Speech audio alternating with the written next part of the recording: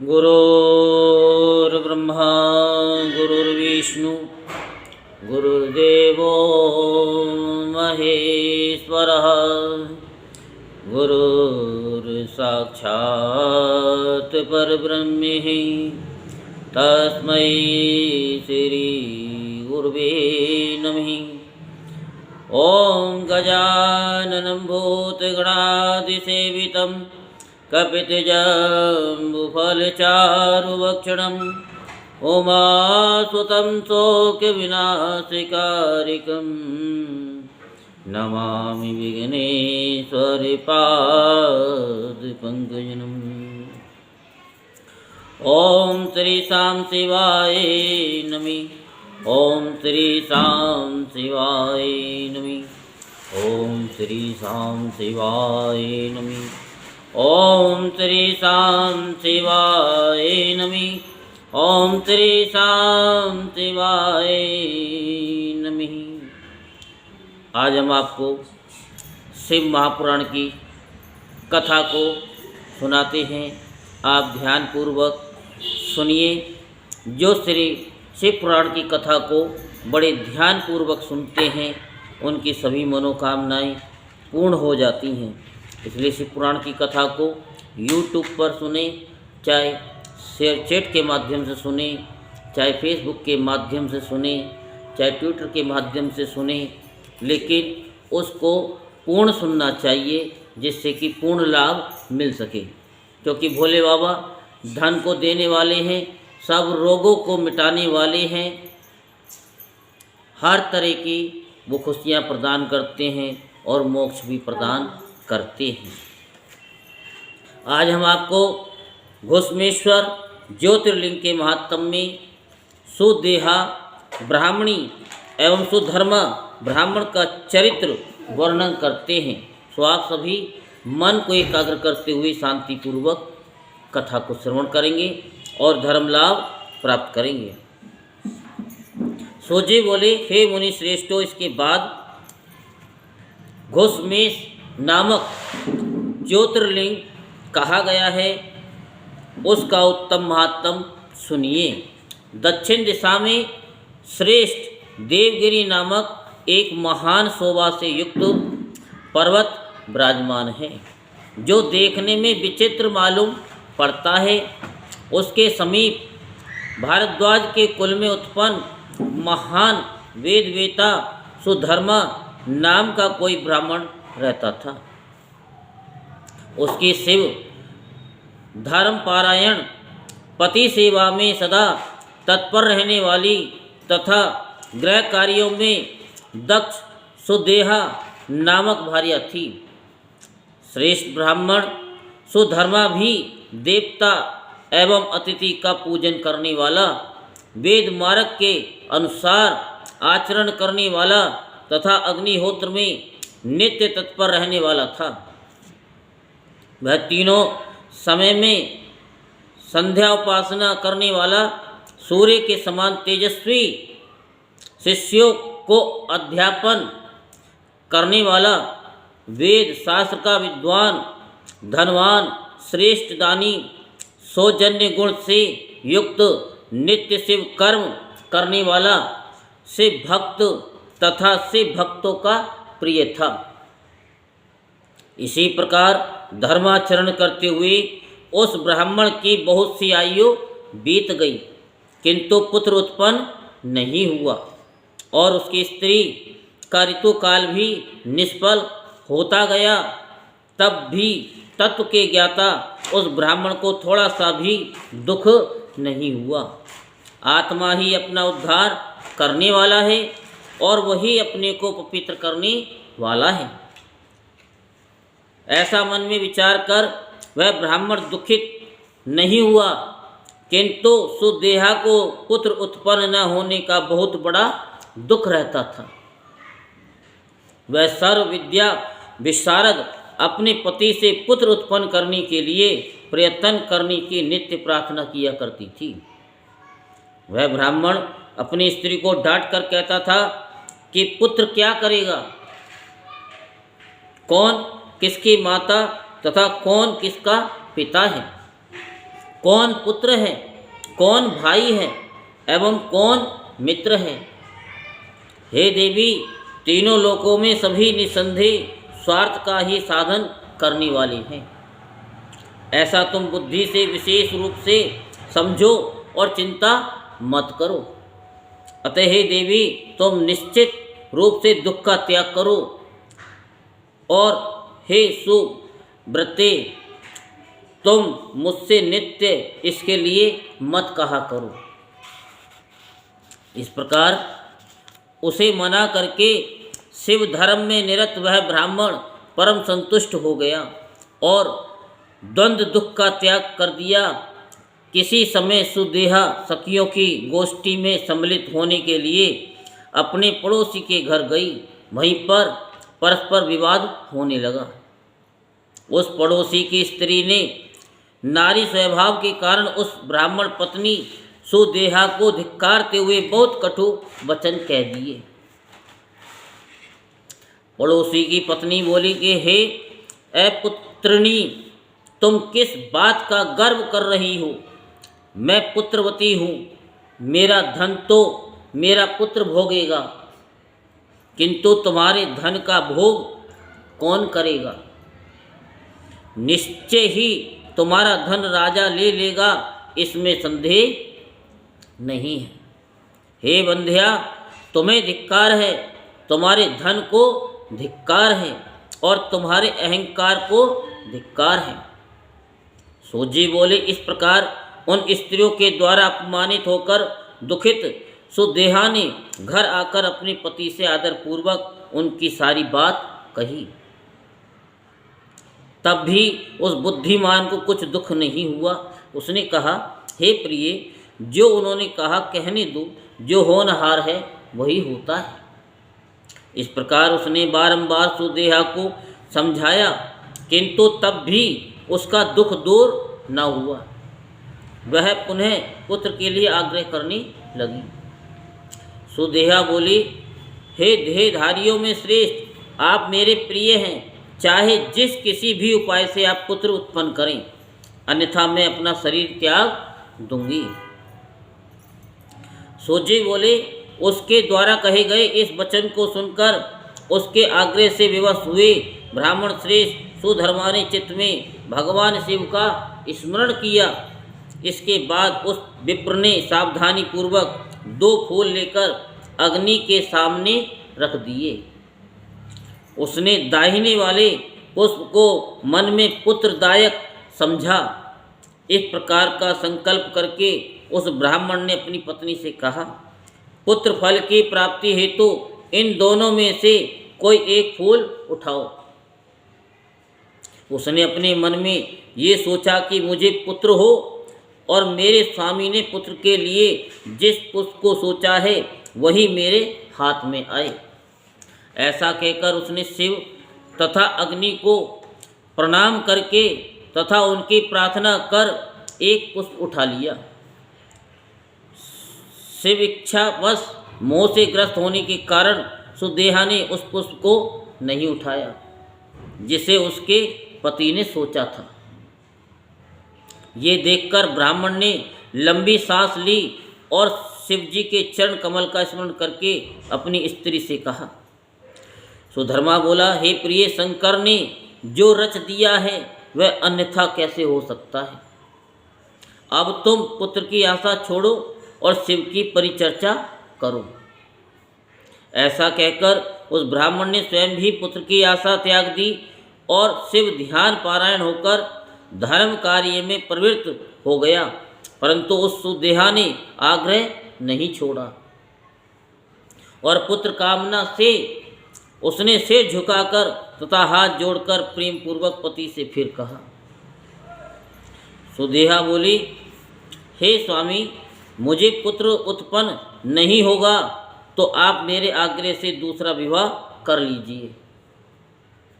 उस स्त्री से आपको निश्चय ही पुत्र होगा, इसमें संशय नहीं है। सूजी बोले, उसके द्वारा इस प्रकार प्रार्थना किए जाने पर शिव भक्तों में श्रेष्ठ तथा धर्म पारायण उस ब्राह्मण ने अपनी पत्नी उस सुदेहा से कहा। सुधर्मा बोला, हे प्रिय, तुम्हारा तथा मेरा समस्त दुख निश्चित रूप से दूर हो गया है, इसलिए तुम अब मेरे धर्म में विघ्न मत करो। सूत जी बोले, हे शिष्यो, तब इस प्रकार ब्राह्मण के द्वारा मना किए जाने पर भी सुदेहा ने अपनी माता की पुत्री अर्थात अपनी बहन को घर लाकर पति से कहा, आप इससे विवाह कर लें। सुधर्मा बोला, इस समय तो तुम कह रही हो कि ये मेरी पत्नी है, किंतु जब ये पुत्र उत्पन्न कर लेगी तब तुम इससे ईर्ष्या करने लगोगी। सूत जी बोले, हे द्विजो, अपने पति द्वारा इस प्रकार कहे जाने पर उसकी पत्नी सुदेहा ने हाथ जोड़कर पुनः अपने पति सुधर्मा से कहा, हे द्विश्रेष्ठ, मैं अपनी बहन से कभी ईर्ष्या नहीं करूंगी। आप पुत्र उत्पत्ति के निमित्त इसके साथ विवाह कीजिए, मैं अनुमति देती हूँ। इस प्रकार अपनी प्रिया सुदेहा के द्वारा प्रार्थना किए जाने पर उस ब्राह्मण सुधर्मा ने भी विवाह विधि के अनुसार घुस्मा का पानी ग्रहण कर लिया। इसके बाद उसके साथ विवाह करके उस ब्राह्मण ने अपनी पहली पत्नी से कहा, है प्रिय, हे अनघे, ये तुम्हारी छोटी बहन है, अतः तुम्हें इसका सदा भरण पोषण करना चाहिए। इस प्रकार कहकर वह शिव भक्त धर्मात्मा सुधर्मा यथा योग अपने धर्म का पालन करने लगा। वह भी अपनी बहन के साथ सखी की भांति व्यवहार करने लगी और विरोध भाव का त्याग करके और रात दिन उसका पालन पोषण करने लगी।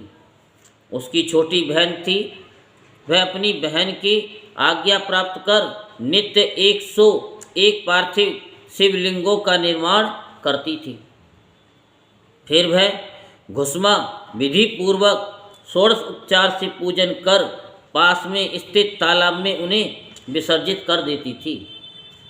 इस प्रकार वह नित्य शिवलिंग का विसर्जन कर पुनः दूसरे दिन पार्थिव शिवलिंग का निर्माण कर आह्वान से लेकर विसर्जन तक कामना पूर्ण करने वाली शिव पूजा विधि पूर्वक करती थी।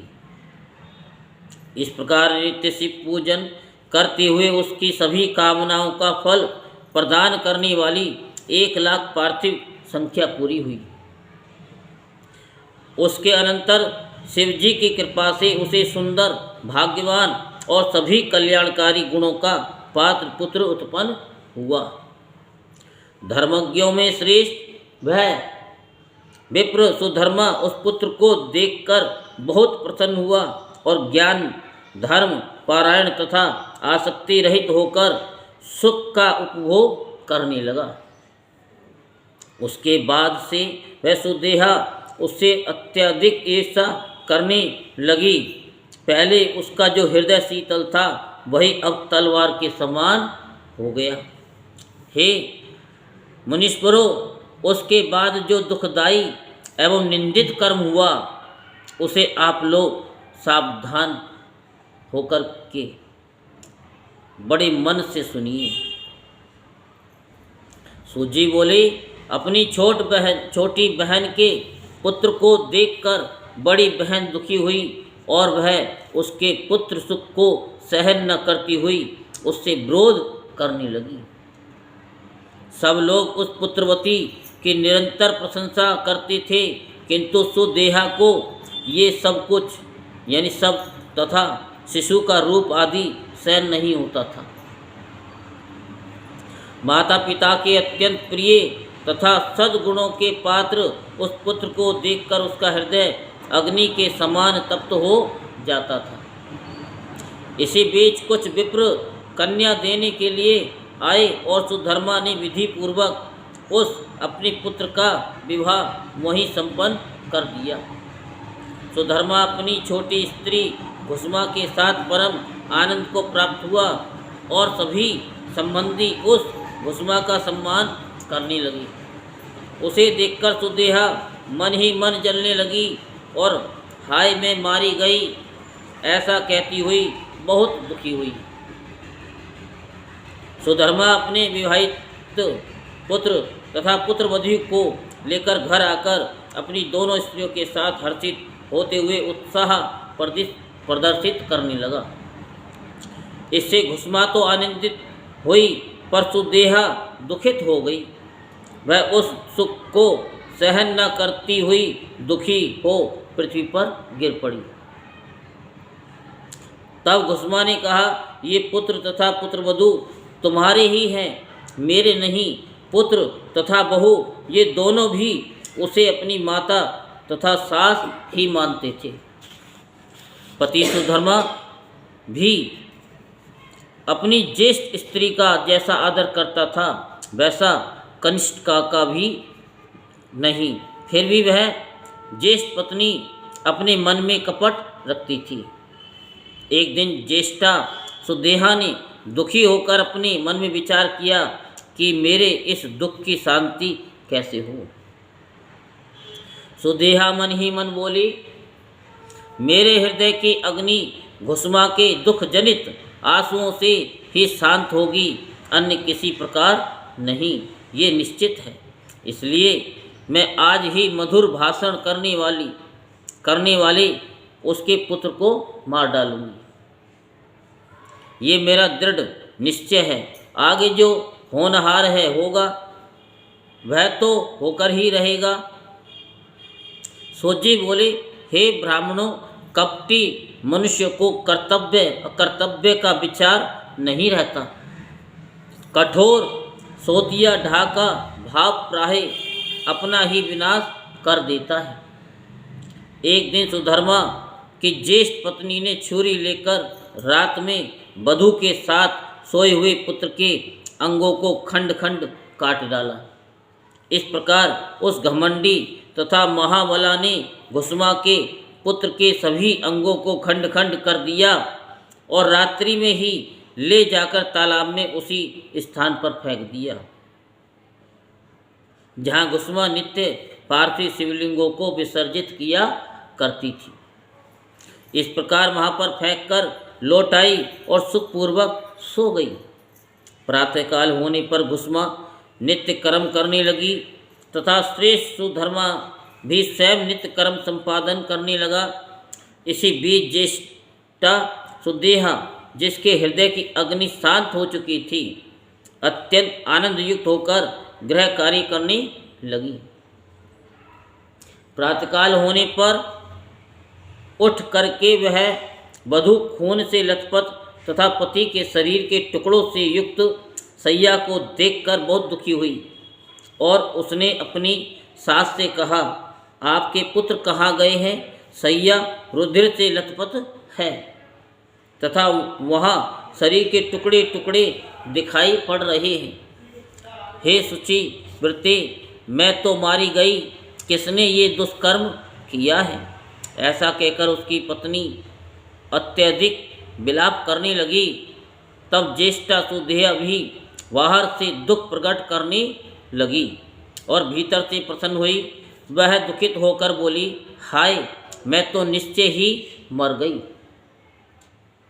वह घुसमा अपने पुत्र वधू के दुख को सुनकर भी नित्य पार्थिव पूजन रूप व्रत से विचलित नहीं हुई। उसका मन पुत्र शोक से थोड़ा भी उत्कंठित नहीं हुआ और उसका पति भी जब तक व्रत विधि समाप्त नहीं हुई तब तक वैसा ही रहा। पूजन के बाद मध्याह्न काल में उस भयानक सैया को देखकर भी उस घुसमा ने कुछ भी दुख नहीं किया। जिन्होंने ये पुत्र दिया है वे ही रक्षा भी करेंगे। वे भक्त वत्सल, काल के भी काल और सज्जनों की रक्षा करने वाले कहे गए हैं। यदि हमारी रक्षा करने वाले एकमात्र प्रभु ईश्वर सदाशिव हैं तो चिंता की बात ही क्या है। वे ही माली के समान उन प्राणियों का संयोग कराते हैं और पुनः उन्हें अलग भी कर देते हैं। इस समय मेरे चिंता करने से भी क्या होने वाला है, इस तत्व का विचार कर वे दुखी नहीं हुए और शिवजी का ध्यान कर धैर्य धारण किए रहीं। स्थिरचित होकर पूर्व की भांति पार्थिव शिवलिंगों को लेकर शिव के नामों का उच्चारण करती हुई वह सरोवर के तट पर गई। जब वहाँ पार्थिव लिंगों को डालकर वह लौटने लगी, तब उसने सरोवर के तट पर खड़े अपने पुत्र को देखा। पुत्र बोला, हे माता, आओ, मैं तुमसे मिलूँगा। मैं तो मर गया था, किंतु तुम्हारे पुण्य के प्रभाव से और शंकर की कृपा से अब जीवित हो गया हूँ। सूत जी बोले, हे द्विजो, वह घुस्मा अपने उस पुत्र को जीवित देखकर भी वैसे ही अधिक प्रसन्न न हुई जैसे कि उसके मरने पर दुखी न थी, किंतु यथावत शिव जी के ध्यान में तत्पर रही। इसी समय वहाँ संतुष्ट हुई ज्योति स्वरूप सदाशिव शीघ्र प्रकट हो गई और उससे कहने लगी। शिवजी बोले, हे वरानने, मैं प्रसन्न हूँ, तुम वर मांगो। उस दुष्टा ने इसे मारा था, अब मैं अपने त्रिशूल से उसे मारूंगा। सूजी बोले, तब विनत हुई घुस्मा ने शिवजी को प्रणाम कर ये वर मांगा कि हे नाथ, आप मेरी इस बहन सुदेहा की रक्षा कीजिए। शिवजी बोले, उसने तो अपकार किया है, फिर भी तुम उसका उपकार क्यों कर रही हो? दुष्ट कर्म करने वाली सुदेहा तो वध के योग्य है। घुस्मा बोली, हे प्रभु, आपके दर्शन मात्र से पाप नहीं रह जाता है, इसलिए आपका दर्शन करते ही उसके सभी पाप दूर हो गए। जो पुरुष अपकार करने वालों के प्रति उपकार करता है, उसके दर्शन मात्र से ही पाप दूर भाग जाते हैं। हे देव, मैंने भगवान का ऐसा अद्भुत वाक्य सुना है, इसलिए हे सदाशिव, जिसने जैसा किया है वह वैसा करे। सूजी बोले, उसके द्वारा इस प्रकार कहे जाने पर भक्त वत्सल कृपा सिंधु महेश्वर अति प्रसन्न हो गए और उन्होंने पुनः कहा। शिवजी बोले, हे घुस्मे, अब तुम कोई अन्य वर मांगो, मैं दूंगा। मैं तुम्हारी भक्ति से तथा निर्विकार स्वभाव से अत्यंत प्रसन्न हूँ, इसलिए तुम्हारा हित करना चाहता हूँ। सूजी बोले, उनका वचन सुनकर उसने कहा, यदि आप मुझे वर देना ही चाहते हैं तो आप संसार की रक्षा के निमित्त मेरे नाम से यहीं पर स्थित हो जाइए।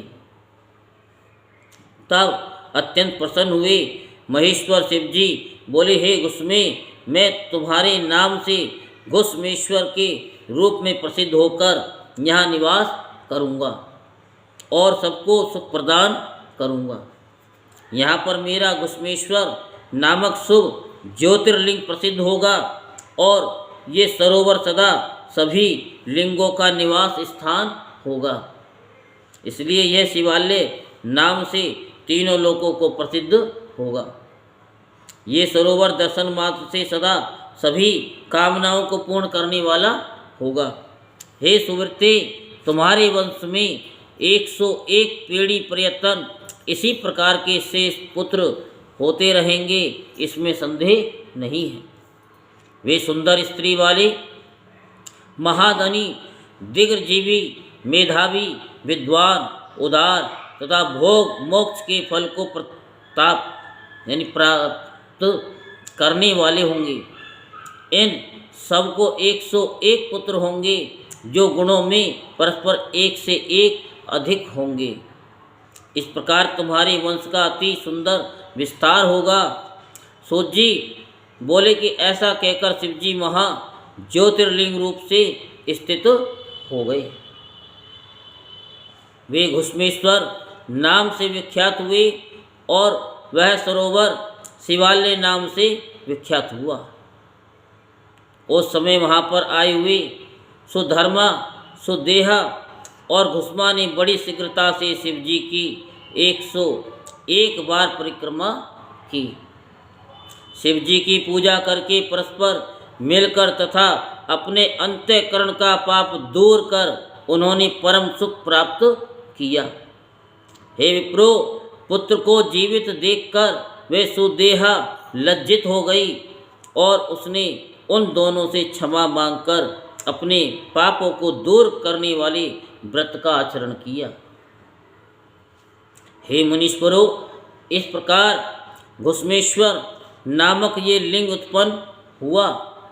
उसका पूजन तथा दर्शन करने से सुख की सदा वृद्धि होती है। इस प्रकार मैंने आप लोगों से 12 ज्योतिर्लिंगों का वर्णन किया, जो सभी कामनाओं को पूर्ण करने वाले और भोग तथा मोक्ष देने वाले हैं। जो इन ज्योतिर्लिंगों की कथाओं को पढ़ता और सुनता है, वह सभी पापों से मुक्त हो जाता है और भोग तथा मोक्ष प्राप्त करता है। व्यास जी बोले, उन सूत जी का ये वचन सुनकर सभी मुनीश्वरों ने उनकी प्रशंसा करके लोकहित की कामना से कहा।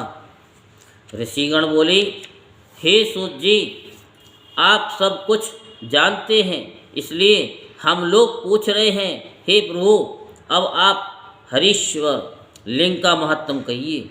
हमने सुना है कि पूर्व काल में विष्णु ने उनकी आराधना से सुदर्शन चक्र प्राप्त किया, इसलिए आप विशेष रूप से उस कथा को कहिए। सूत जी बोले, हे श्रेष्ठ ऋषियों, अब आप लोग हरीश्वर की शुभ कथा को सुनिए। विष्णु ने पूर्व काल में शंकर जी से सुदर्शन चक्र प्राप्त किया था। किसी समय दैत्य महाबलवान हो गए। वे लोगों को पीड़ित करने और धर्म का लोप करने लगे। उसके अनंतर महान बल तथा पराक्रम वाले दैत्यों से पीड़ित हुए उन देवताओं ने देवरक्षक विष्णु से अपना दुख निवेदन किया। देवगण बोले, हे प्रभु, आप कृपा कीजिए, हम लोगों को दैत्य अत्यंत पीड़ा दे रहे हैं। हम लोग कहाँ जाएं, क्या करें? हम लोग आप शरणदाता के आश्रित हैं। सूत जी बोले, हे ऋषियों, दुखी मन वाले देवताओं का वचन सुनकर विष्णु ने शिव के चरण कमलों का ध्यान करके ये वचन कहा। विष्णु जी बोले, हे देवताओं, मैं भगवान शिव की आराधना कर आप लोगों का कार्य करूँगा, क्योंकि ये शत्रु बड़े बलवान हैं, इन्हें प्रयत्न पूर्वक जीतना चाहिए। सूत जी बोले, हे ऋषियों, सर्व सामर्थ्यशाली विष्णु के इस प्रकार कहने पर वे सभी देवता उन दुष्ट दैत्यों को हत मानकर अपने अपने स्थान को चले गए। विष्णु भी देवताओं की विजय के लिए सभी देवताओं के स्वामी सर्वसाक्षी एवं अव्यय शिव की आराधना करने लगे। वे कैलाश पर्वत के समीप जाकर स्वयं कुंड का निर्माण कर उसमें अग्नि स्थापन कर उसी के समक्ष तप करने लगे। हे मुनीश्वरों, वे पार्थिव विधि के अनुसार अनेक प्रकार के मंत्रों एवं अनेक प्रकार के स्तोत्रों द्वारा मानसरोवर में उत्पन्न हुई। कमलों से प्रसन्नता पूर्वक शिव जी का पूजन करते रहे। वे हरि स्वयं आसन लगाकर स्थित रहे और विचलित नहीं हुए। जब तक शिव जी प्रसन्न नहीं होंगे तब तक मैं इसी प्रकार से स्थिर रहूँगा। ऐसा निश्चय कर विष्णु ने शिव का अर्चन किया। हे ब्राह्मणों, जब सदाशिव विष्णु पर प्रसन्न नहीं हुए तब वे विष्णु विचार करने लगे।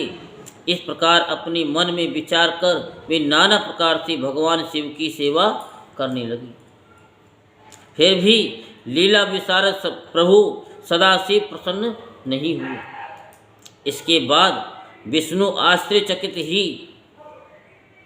आश्चर्यचकित हो अत्यंत उत्तम भक्ति युक्त होकर शिव जी के सहस्त्र नामों से प्रेम पूर्वक परमेश्वर की स्तुति करने लगे। वे एक एक नाम मंत्र का उच्चारण कर उन्हें एक एक कमल अर्पित करते हुए शरणागत वत्सल शंभु की पूजा करने लगे।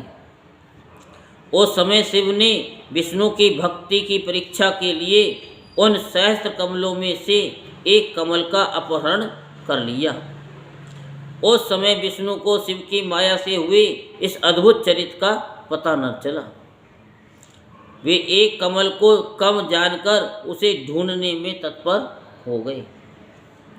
अविचल व्रतधारी विष्णु ने उस कमल को प्राप्त करने के लिए सारी पृथ्वी का भ्रमण किया, परंतु उसके प्राप्त न होने पर विशुद्ध आत्मा वाले उन्होंने अपना एक नेत्र ही अर्पण कर दिया। तब ये देखकर सभी प्रकार के दुखों को दूर करने वाले वे शंकर उन पर प्रसन्न हो गए। वे वहीं पर प्रकट हो गए और विष्णु से ये वचन कहने लगे। शिवजी बोले, हे विष्णु, मैं आप पर प्रसन्न हूँ, आप मनोवांछित वर मांगिए, मैं आपको मनोभिलाषित वर दूंगा। आपके लिए मुझे कुछ भी अदेय नहीं है। सूजी बोले। शिवजी की ये बात सुनकर प्रसन्नचित्त भगवान विष्णु परम हर्ष से युक्त होकर हाथ जोड़कर शिवजी से कहने लगे। विष्णु जी बोले, हे नाथ, आप तो सर्वांतर्यामी हैं, अतः मैं आपके सामने अपना मनोरथ क्या कहूँ, फिर भी आपकी आज्ञा से कह रहा हूँ। हे सदाशिव, दैत्यों ने सारे संसार को अत्यंत पीड़ित कर दिया है, इसलिए हम देवताओं को सुख प्राप्त नहीं हो रहा है। हे स्वामी, मेरा आयुध दैत्यों को मारने में समर्थ नहीं हो पा रहा है। अब मैं क्या करता, कहाँ जाता, आपके अतिरिक्त कोई दूसरा मेरा रक्षक नहीं है, इसलिए हे महेश्वर, मैं आपके शरण में आया हूँ। सूजी बोले, हे, यानी ऐसा कहकर परमात्मा शिव को नमस्कार कर दैत्यों से अत्यंत पीड़ित हुए स्वयं विष्णु जी शिव जी के आगे खड़े हो गए। विष्णु का ये वचन सुनकर देवादिदेव महेश्वर ने उन्हें अपना महातेजस्वी सुदर्शन चक्र प्रदान किया। तब उसे प्राप्त कर भगवान विष्णु ने उस चक्र से बिना परिश्रम के शीघ्र ही उन महाबली राक्षसों को विनष्ट कर दिया। इस प्रकार संसार में शांति हुई, देवता सुखी हुए और सुंदर सुदर्शन चक्र प्राप्त कर अति प्रसन्न विष्णु भी परम सुखी हो गए।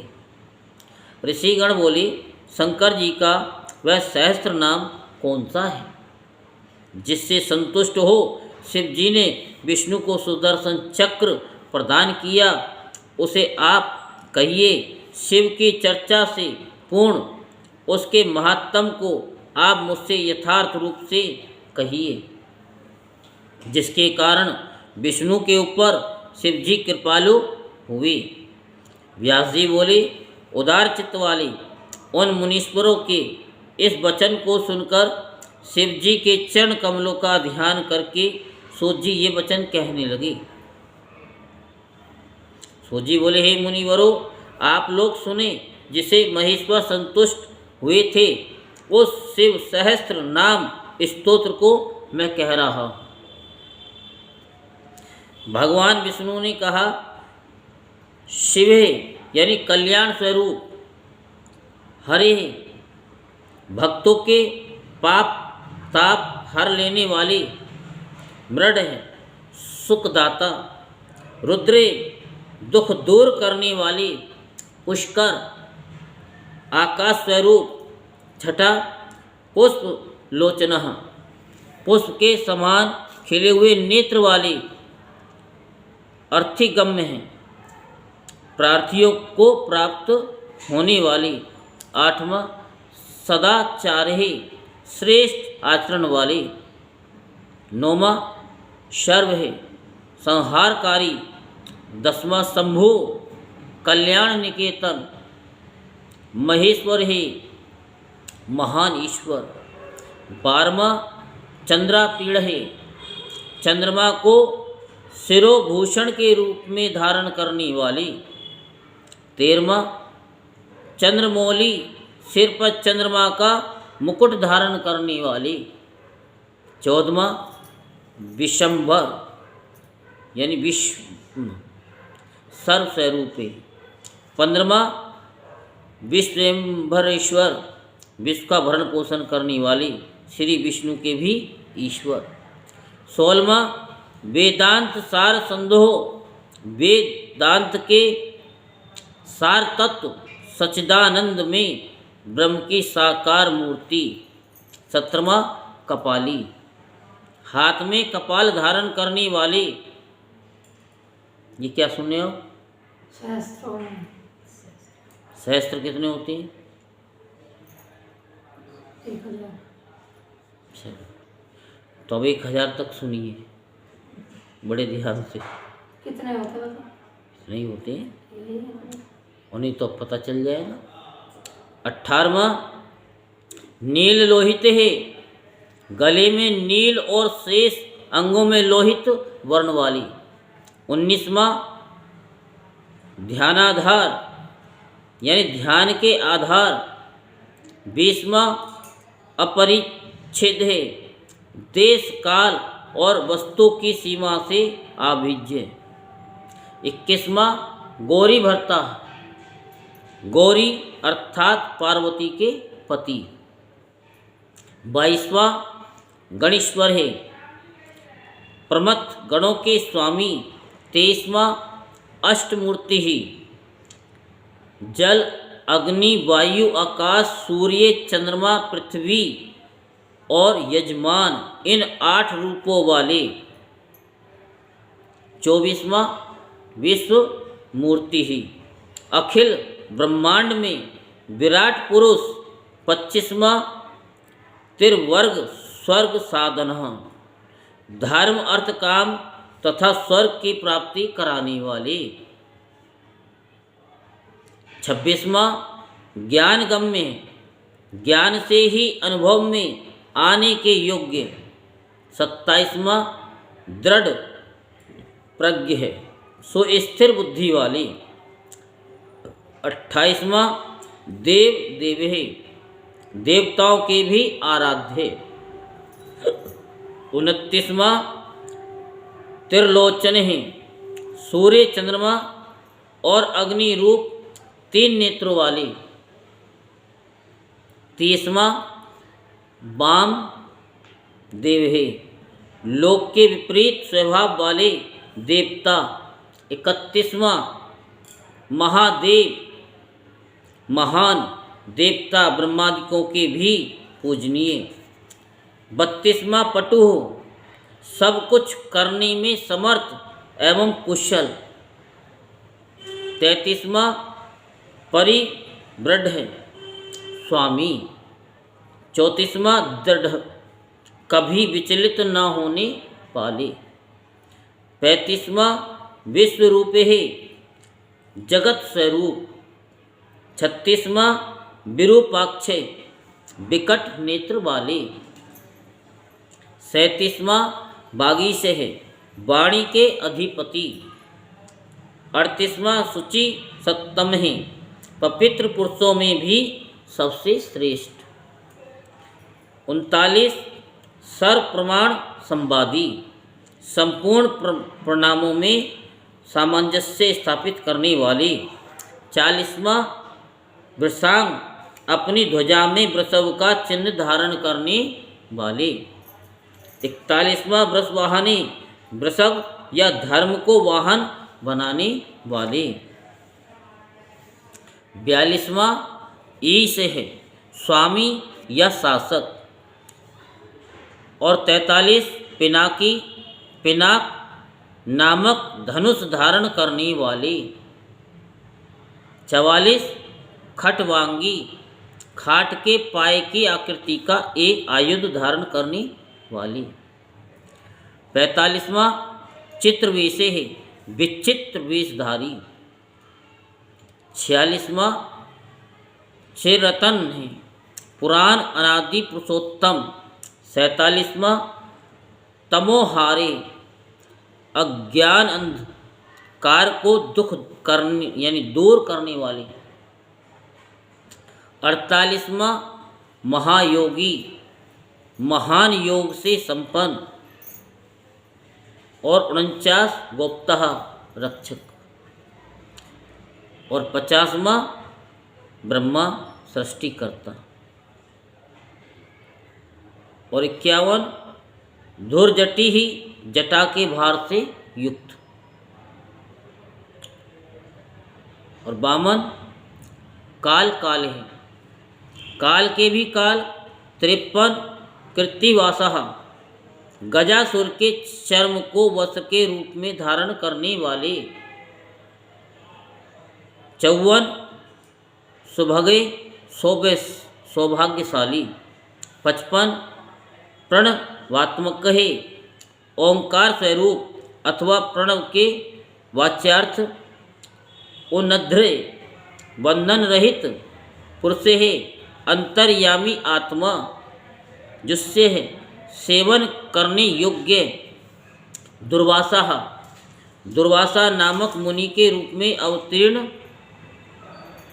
और पुरशासन 3 माया में असुर पुरों का दमन करने वाले, दिव्यायुध यानी पाशुपत आदि दिव्य अस्त्र धारण करने वाले, स्कंद गुरु कार्तिकेय जी के पिता, परमेष्टि अपनी प्रकृष्ट महिमा में स्थित रहने वाले, प्रातपर है कारण के भी कारण, अनादि मध्य निधन है, आदि मध्य और अंत से रहित, गिरीश है कैलाश के अधिपति, गिरजा धव पार्वती के पति, कुबेर बंधु कुबेर को अपना बंधु मित्र मानने वाले, श्री कंठे श्याम सुषमा से सुशोभित कंठ वाले, लोक वर्णोत्तम समस्त लोकों और वर्णों से श्रेष्ठ, मृदु कोमल स्वभाव वाले, समाधिविद समाधि अथवा चित्तवृत्तियों के निरोध से अनुभव में आने योग्य, कोदंडी धनुर्धर, नीलकंठे कंठ में हलाहल विष का नील चिन्ह धारण करने वाले, परशवधी परशुधारी, विशालाक्ष है बड़े बड़े नेत्रों वाले, मृग व्याघ्र वन में व्याघ या किरात के रूप में प्रकट हो सूकर के ऊपर वाण चलाने वाले, सुरेश है देवताओं के स्वामी, सूर्य तापने हैं सूर्य को भी दंड देने वाले, धर्म धाम धर्म के आश्रय, क्षमा क्षेत्रम क्षमा के उत्पत्ति स्थान, भगवान संपूर्ण ऐश्वर्य धर्म यश श्री ज्ञान तथा वैराग्य के आश्रय, भग नेत्रभित भग देवता के नेत्र का भेदन करने वाले, उग्र संहार काल में भयंकर रूप धारण करने वाले, पशुपति माया रूप में बंधे हुए पाशबद्ध पशुओं जीवों को तत्व ज्ञान के द्वारा मुक्त करके यथार्थ रूप से उनका पालन करने वाले, तारक्ष गरुड़ रूप प्रिय भक्तों से प्रेम करने वाले, परम तप है शत्रुता रखने वालों को संताप देने वाले, दाता यानी दानी, दया करे है दया निधान अथवा कृपा करने वाले, दक्ष है कुशल, कपर्दी जटाजूट धारी, काम शासन है कामदेव का दमन करने वाले, शमशान निल्य शमशानवासी, सूक्ष्म है इंद्रियातीत एवं सर्वव्यापी, शमशानस्थ है शमशान भूमि में विश्राम करने वाले महेश्वर है, महान ईश्वर या परमेश्वर, लोककर्ता, जगत की सृष्टि करने वाले, मृगपति ही, मृग के पालक या पशुपति, मायाकर्ता, विराट, ब्रह्मांड की सृष्टि करने के समय महान कर्तव्य से संपन्न, महौषधि, भव रोगों का निवारण करने के लिए महान औषधि रूप, उत्तर है, संसार सागर से पार उतारने वाले, गोपति ही, स्वर्ग, पृथ्वी, पशु, वाणी, किरण, इंद्रिय और जल के स्वामी, गोप्ता यानी रक्षक, ज्ञान गम्य है, तत्व ज्ञान के द्वारा ज्ञान स्वरूप से ही जानने योग्य, पुरातन है, सबसे पुराने, नीति ही, न्याय स्वरूप, सुनीति ही, उत्तम नीति वाले, शुद्ध आत्मा, विशुद्ध आत्म स्वरूप। आपको संस्कृत में भी और हिंदी में दोनों ही बता रहा हूँ, समझ में आ रहा है ना। इसका बड़ा महत्व है। विष्णु सहस्त्र नाम, शिव सहस्त्र नाम, सोम उमा सहित, सोम व्रत है, चंद्रमा पर प्रेम करने वाले, सुखी, आत्मानंद से परिपूर्ण,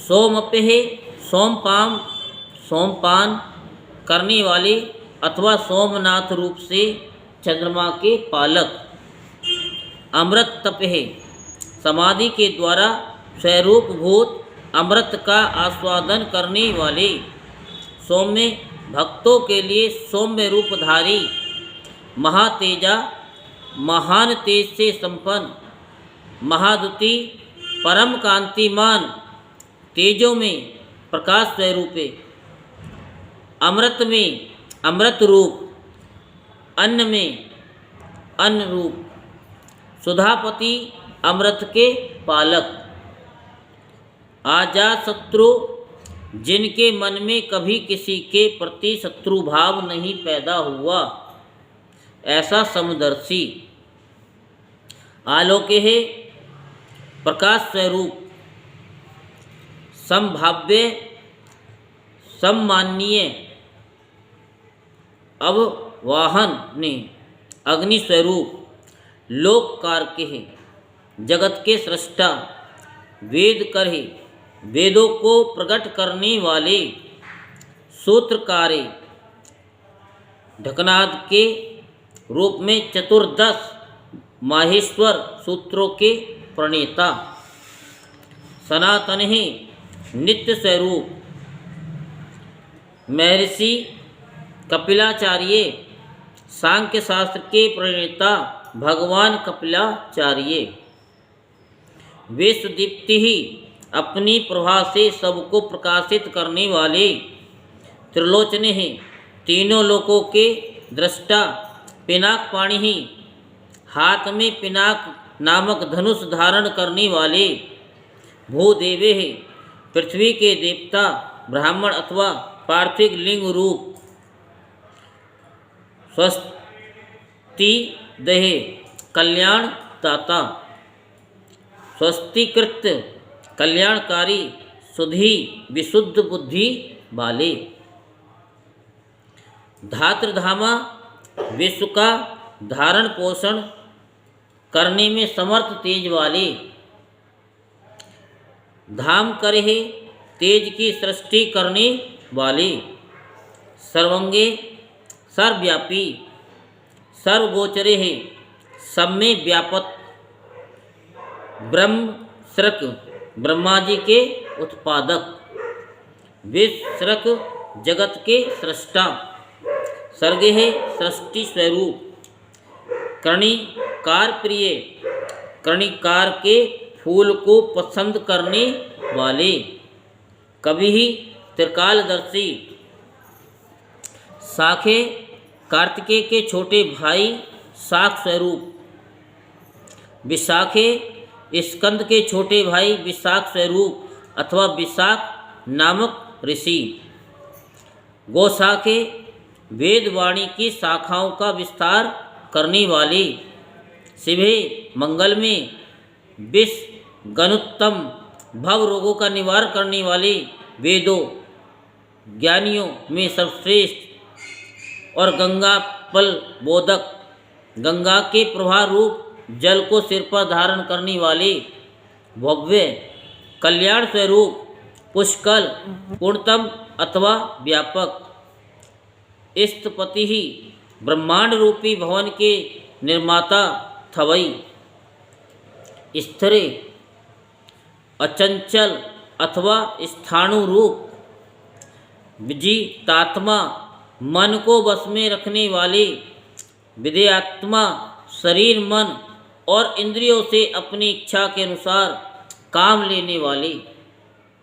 भूत भावन सारथी, 5 भौतिक रथ शरीर का संचालन करने वाली। बुद्धि रूप सारथी, सगणे प्रमथ गणों के साथ रहने वाली। गण काय गण स्वरूप सुकीर्ति ही उत्तम कीर्ति वाले। छिन्न संशय संशयों को काट देने वाले। कामदेव ही मनुष्यों द्वारा अभिलषित समस्त कामनाओं के अधिष्ठाता। परम देव कामपाल, सकाम भक्तों की कामनाओं को पूर्ण करने वाले। भस्मोद धूलित विग्रह, अपने शरीर अंगों में भस्म रमाने वाले। भस्म प्रिय है, भस्म के प्रेमी। भस्मसाई, भस्म पर शयन करने वाले। कामी, अपने प्रिय भक्तों को चाहने वाले। कांते है, परम कमनीय प्राणवल्लभ रूप। कृतागम, समस्त तंत्र शास्त्रों के रचयिता। सामवर्त्य है, संसार चक्र को भली भांति घुमाने वाले। अनिवृत्तात्मा, सर्वस्व विद्यमान होने के कारण जिनका आत्मा कहीं से भी हटा नहीं है, ऐसे। धर्म पुंज, धर्म या पुण्य की राशि। सदाशिव है, निरंतर कल्याणकारी। अकल्मष है, पाप रहित। चतुर्बाहु, 4 भुजाधारी। दुरावास है, जिन्हें योगी जन भी बड़ी कठिनाई से अपने हृदय मंदिर में बसा पाते हैं, ऐसे। दुरासद है, परम दुर्जय। दुर्लभ, भक्तिहीन पुरुषों को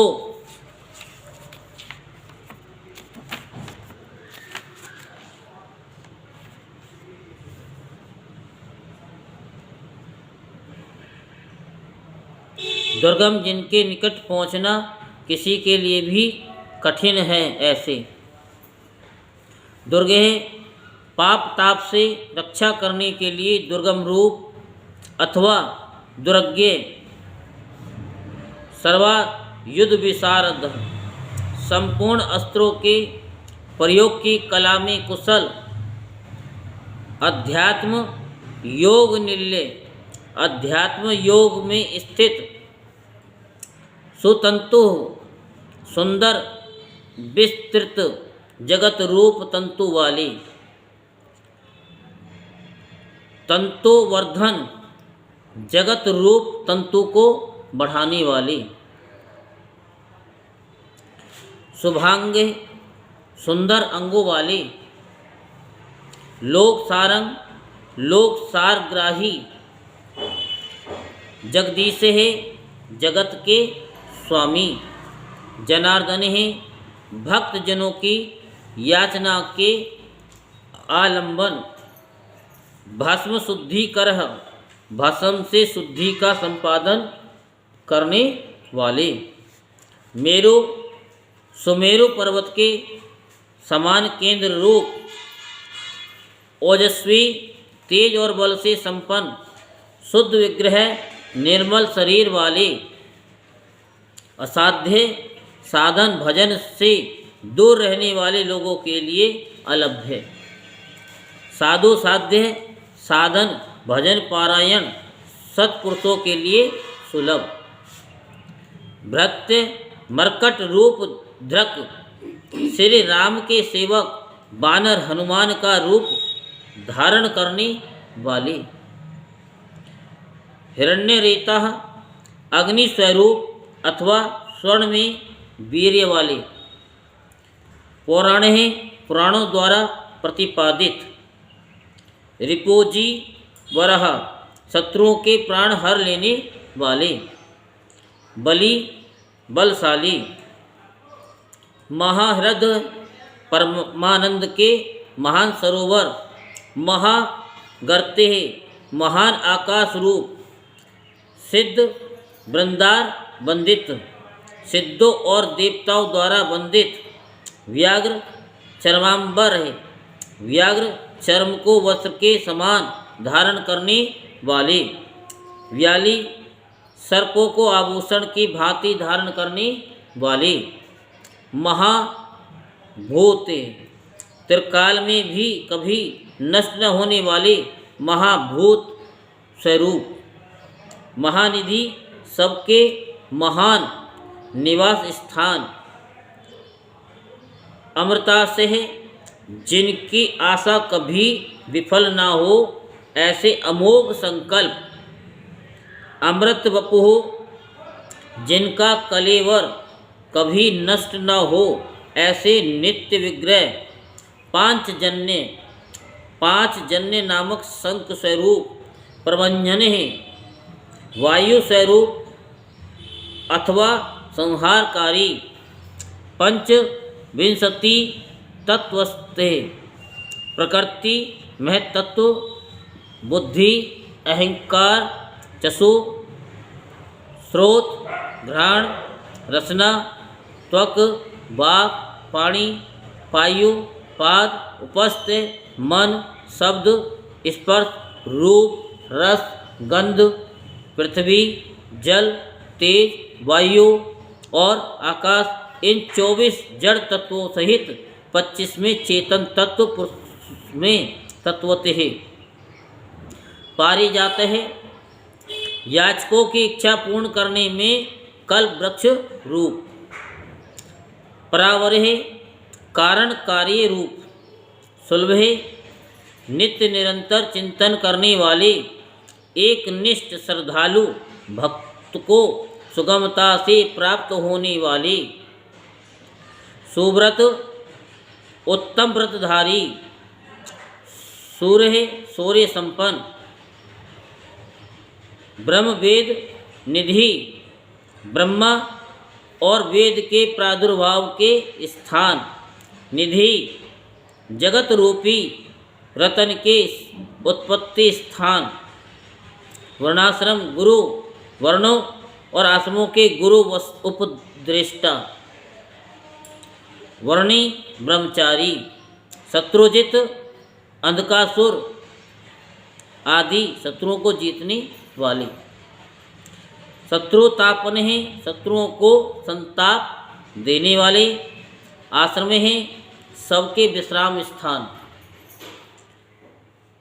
क्षपण है, जन्म मरण के कष्ट का मूलोच्छेद करने वाले। क्षाम है, प्रलय काल में प्रजा को क्षीण करने वाले। ज्ञानवान यानी ज्ञानी। अचलेश्वर, पर्वतों अथवा स्थावर पदार्थों के स्वामी। प्राणभूते, नित्य सिद्ध प्रमाण रूप। दुर्गे, कठिनता से जानने योग्य। सुपर्ण है, वेद में सुंदर पंख वाले गरुड़ रूप। वायु वाहन, अपने भय से वायु को प्रवाहित करने वाली। धनुर्धरे, पिनाकधारी।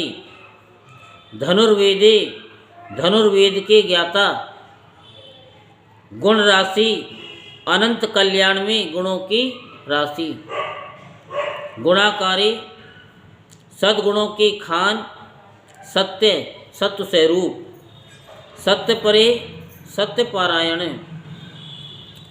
अधीन है दीनता से रहित उदार, धर्मांग धर्म में विग्रह वाले, धर्म साधन धर्म का अनुष्ठान करने वाले, अनंत दृष्टि असीमित दृष्टि वाले, आनंद परमानंद में, दंड है दुष्टों को दंड देने वाले अथवा दंड स्वरूप,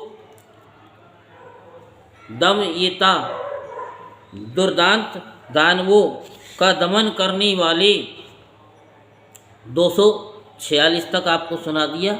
इससे आगे की कथा यानी शिव सहस्त्र नाम इससे आगे कल आपको सुनाएंगे, क्योंकि ये सब्जेक्ट बहुत ही लंबा है, क्योंकि 1000 पढ़ना है।